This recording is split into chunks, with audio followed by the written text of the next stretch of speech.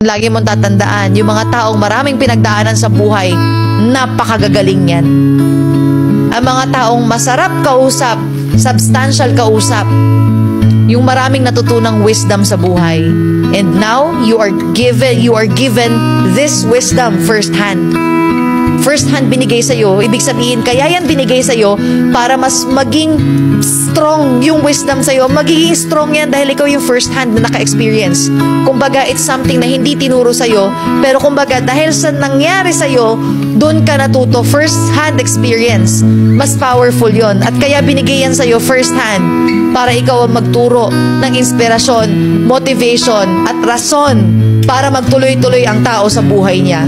Naging failure man siya, okay lang yan. Ang importante, ngayon, you're willing to see yourself as a champion. Anong nagawa mong bagay that you feel like a champion in your life? May it be nasa school ka, may it be nasa work ka, may it be ngayon na nagagawa mo sa negosyo mo, may it be, to your relationships, to your family. Write down saan ka pinakamagaling sa buhay mo. In that moment, I want you to remember that you are such an amazing person.